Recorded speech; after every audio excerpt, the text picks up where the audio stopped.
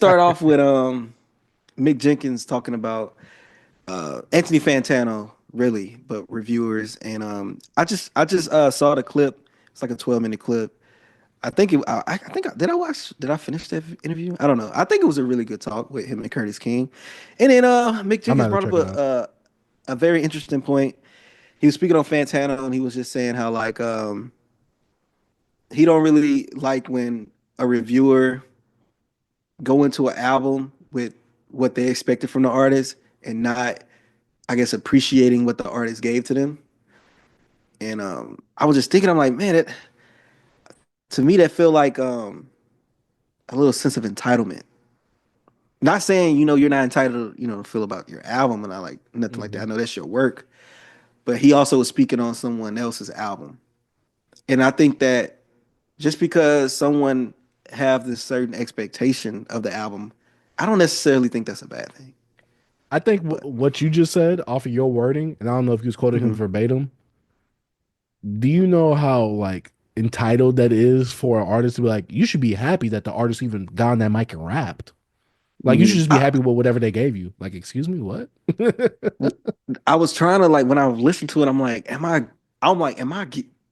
I'm like comprehending this correctly, like, am I tripping off this? Because I was like, why? It's hard to not like, yeah, we could talk about the music we gave, but it's hard to compare to like what you usually get from an artist of like what they're talking about here and trying to compare it to their, it's kind of hard to like strip yourself, but you still can be like, I like what he gave me, even though it wasn't what I expected. But I, Mhm. I think that it's kind of hard not to have expectations for, especially an artist that you enjoy. Mhm. You get what I'm saying? To me, this is the perfect example for me is like a big crit. When he came out with Digital Mm, Roses Don't Die or whatever. Like, I'm like, okay, I give Crit the respect for doing something that was out of his wheelhouse, but this is not what I expect from Crit, nor is it what I like from Crit. mhm. And It's one of those and things. and at that point, you're not saying, "Hey, Crit, don't do that ever again." Hmm. You're saying, "Oh, I didn't really like this, but you're an artist. Express yourself how you want." Hmm. I don't know if he's saying that we are, as a reviewer, are in a entitled position, being like, "This is not what I expected from you." You know what I'm saying? Maybe Hmm. I could be wrong.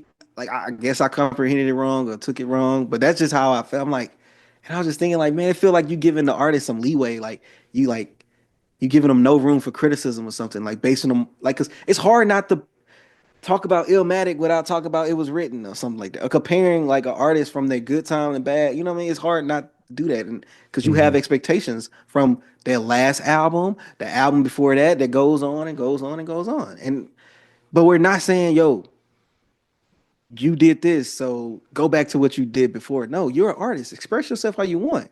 I can appreciate what you did, but I just didn't like it.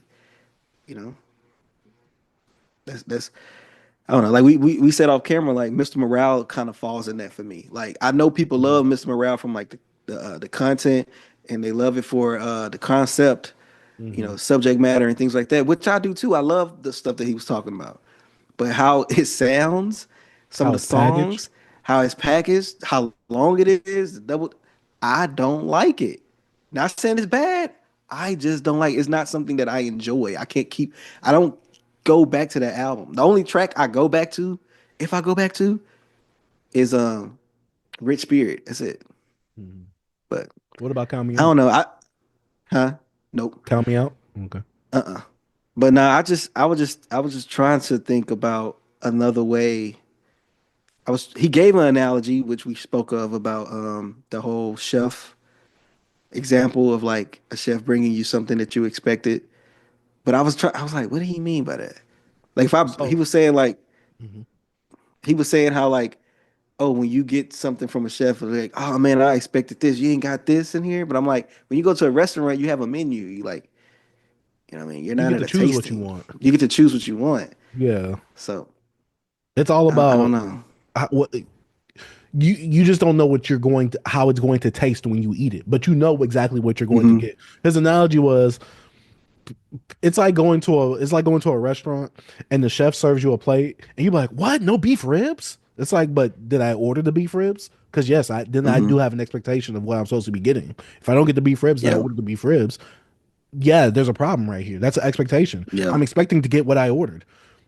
My thing was this, right? And we talked about this a little bit before we got on camera.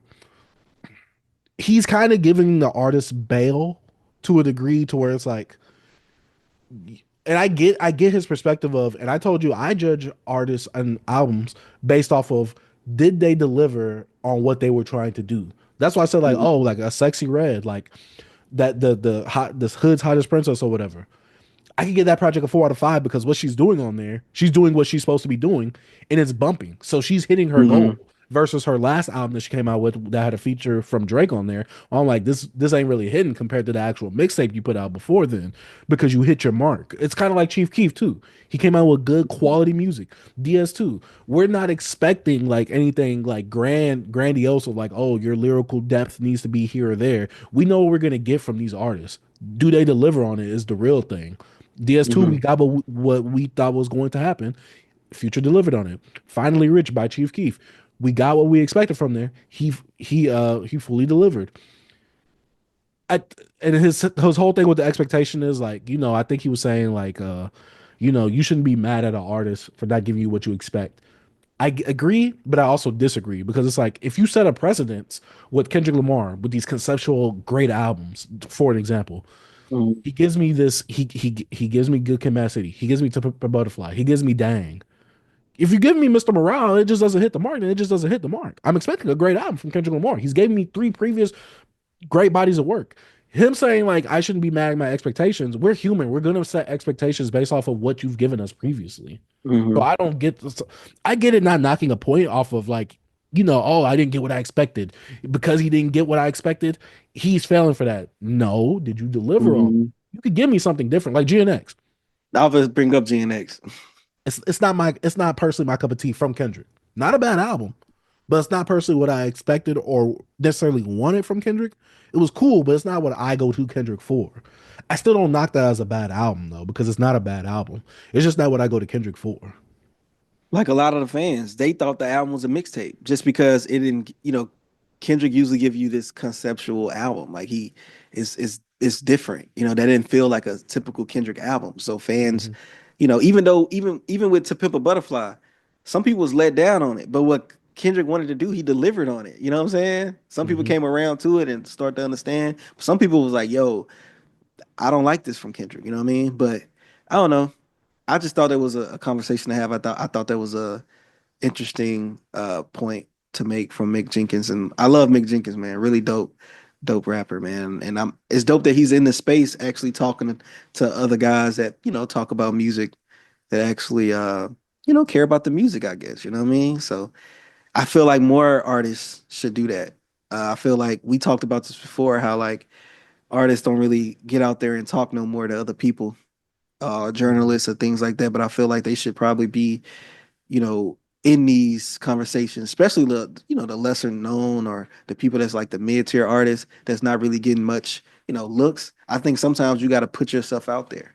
Sometimes you got to make us not see you. You know what I'm saying? So Mhm. sometimes you got to immerse yourself with where is it going right now? Right now, a lot of music is on YouTube. Everything is digital. So sometimes you just got to move with it. And sometimes you get lost, bro. It moves so fast. So, but yeah, man. Yeah. I like Mick Jenkins. I like what he stands for. I love what he's doing over there at that one Mhm. platform. I can't think of it, but where he's putting his music out, even or something like what's it called? Even. Yeah, even Even, dot yeah. biz. I think that's really dope. And Yeah. He has thanks a for coming recent on. EP Yeah, called Type Ish. right, right. So yeah, check that So out if y'all can. yeah, and I just like that. Like yeah, like I said, he's coming and having these conversations and stuff, talking to people, and actually can build conversation around around the community. Being that's what we want. This is what we want. We want to have conversations. I You know what I agree. mean? It might not So come from the people I favor, but hey, yeah, conversation. It's all about the bigger picture. yes, No pun man. intended. Yeah, man. We trying to push the culture forward. You know what I'm saying? Yeah. Yeah, I love the like I guess my thing is like when it comes to topics like that, I just wish that the host, in that case, Curtis King, would have gave him a bit more pushback, challenge that idea a bit. Hmm. Like I get that you have him on your platform, you want to hear his thoughts, challenge his ideas, and like really unpack that because that Hmm. would have been a great conversation to see get unpacked like that. Hmm. I would have loved to see Hmm. like a conversation like that. I know I'm Yeah. like the debater, I like to go back and forth, Hmm. but still, just being able to talk to an artist like that and get it from their lens versus like me not being an artist, being Hmm. said reviewer, talking from my perspective. I think there's some common middle ground that we could both kind of come to meet at and kind of like agree on. So yeah. Hmm.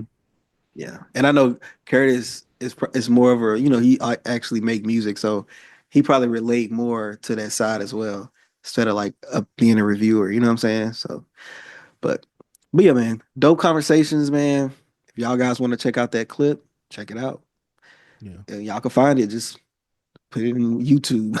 Curtis King, Mick Jenkins. You'll Yeah. see big old Anthony Fantana on that Yeah. on Oh that. yeah, that thumbnail. Man, shout out to Beyond Beats and Culture.